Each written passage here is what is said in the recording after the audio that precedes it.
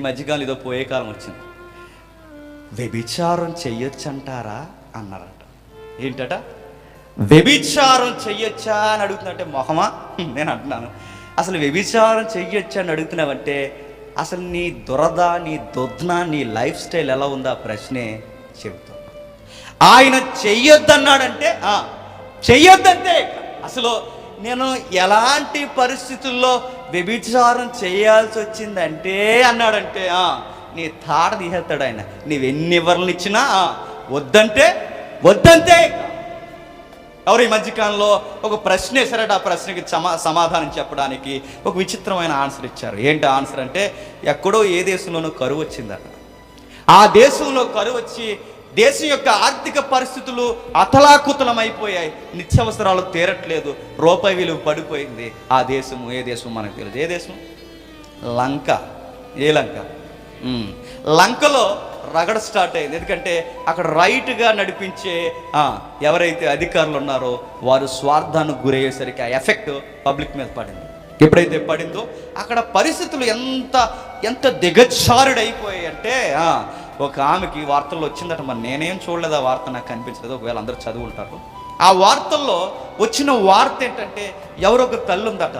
ఆ తల్లికి ఆమె యొక్క బిడ్డలకి విపరీతమైన ఆకలి వేసేసరికి ఆమె ఒక కిరాణా స్టోర్ దగ్గరికి వెళ్ళి అడిగిందట, అయ్యా ఆకలి దప్పులతో బిడ్డలు చచ్చిపోయేలా ఉన్నారు, దయచేసి నా బిడ్డలకి ఆహారం తీర్చడానికి ఆ విలువలు లేదా ఆ నిల్వ చేసి ఆహారాన్ని వండుకోవడానికి ఆ అవసరాన్ని తీరడానికి మాకేమన్నా వస్తువులు ఇప్పించండి అయ్యా అంటే, అప్పుడు ఆడ అన్నాడట, నీకు అవి ఇవ్వాలంటే నువ్వు నాతో రావాలన్నాడట. అయ్యా అన్నదట. అయ్యా కుయ్యా అంటే కుదరదు, చెప్పండి, నీకు అవి కావాలంటే నువ్వు ఇటు రావాలన్నాడట. అప్పుడు ఆమెను ఉపయోగించుకున్నాడట. ఆమెను ఉపయోగించుకుని ఆమె దేహాన్ని వాడు పెట్టుబడిగా తీసుకుని ఆ తర్వాత సరుకులు ఇచ్చి పంపించారట. ఇప్పుడట దేవుడట ఈమె పరిస్థితినట చెప్పండి అర్థం చేసుకుంటాడట. ఏం చేస్తాడట? మీకు అర్థమవుతుందో లేదో? క్రిస్టియన్ ఎథిక్స్ తెలియకపోతే ప్రసంగాలు ఎలాగే తగలడతాయి. క్రిస్టియన్ ఎథిక్స్ తెలియకపోతే దిక్కుమాలిన ఉదాహరణలు ఎలాగే తగలడతాయి. క్రిస్టియన్ ఎథిక్స్ దేవుని ఇదిగో ఈ రూల్ ఇది అని మనకు తెలియకపోతే ఇదిగో ఇలాంటి దుర్భరమైన ఉదాహరణలే లేవనెత్తుతాం. ఆ ఉదాహరణ ఏంటంటే, ఇప్పుడట దేవుడు ఈవినేమి అందట. ఎందుకంటే ఆ పక్కన బిడ్డలు ఆకలితో చచ్చిపోతున్నారు కనుక ఇప్పుడు వాళ్ళ ఆకలి తీర్చడానికి ఈమె ఒళ్ళమ్మింది కనుక, శరీరాన్ని నమ్మింది కనుక దేవుడు ఆ సిచ్యువేషన్ ఏం చేస్తాడట? అర్థం చేసుకుంటాడు. అట్లా అడుగుతాడు. ఆయన అర్థం చేసుకుంటాడని నువ్వెలా అర్థం చేసుకున్నావు? నువ్వు ఆయన గుండెల్లోకి వెళ్ళి ఏమైనా చూసి వచ్చావా? ఆయన అర్థం చేసుకుంటాడని నీకెలా తెలిసింది? ఆయన అర్థం చేసుకుంటాడని దేన్ని బట్టి చెప్పామంటే ఒక అధ్యాయం చూపించారు. ఆ అధ్యాయం సంగతి ఏంటో తెలుసా? ఇక్కడున్న అధ్యాయాల సంగతి ఏమన్నా గమనించా?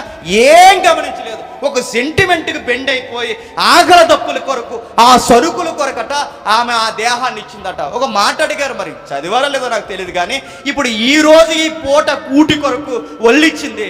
రోజుకి ఎన్ని పూటలు వస్తాయి?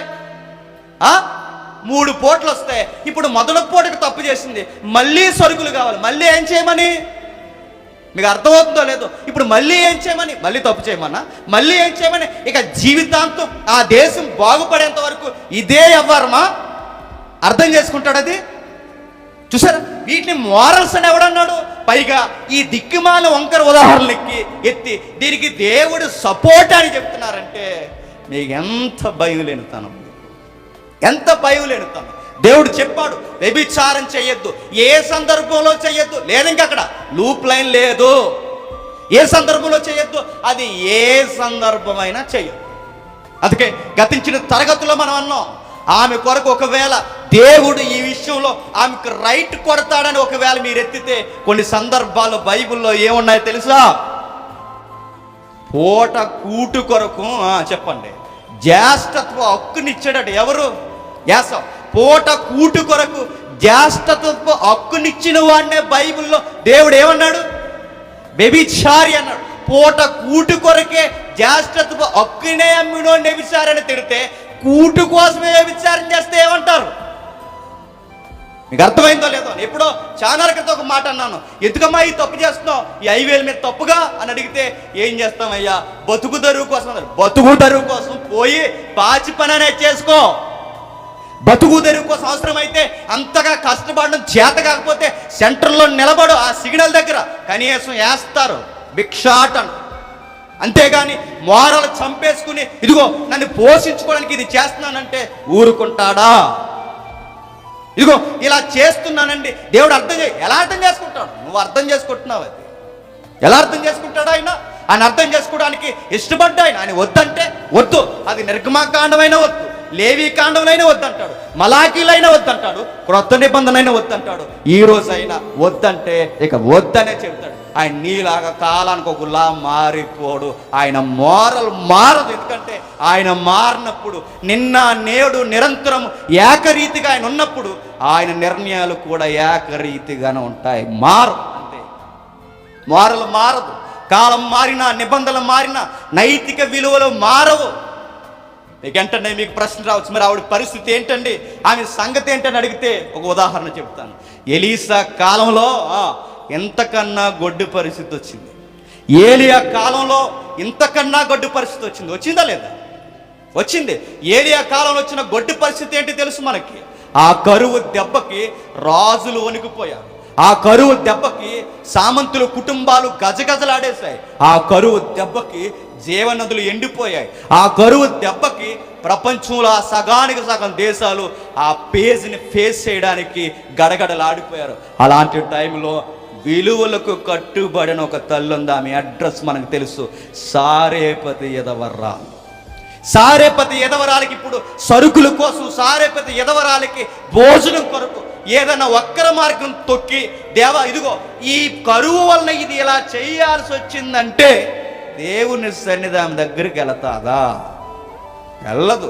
దేశంలో ఎందరో విధవరాండ్లు ఉండగా, దేశంలో ఎందరో బలహీనులు ఉండగా, దేశంలో ఎందరో ఒంటరి జీవితాలు ఉన్నవారు ఉండగా ఏలియా ఆమె యొద్దకే ఎందుకు వెళ్ళాడంటే విలువలకి నీతికి కట్టుబడి బతుకుతున్న తల్లి గనకే కరువులో కూడా దేవుని సన్నిధి ఆ గృహాన్ని దర్శించింది. వదిలేడాయన, నీతికి పడి చచ్చేవారిని వదిలేడాయన, నీతి కొరకు ఆకలి దప్పులు గల వారిని వదిలేడాయన.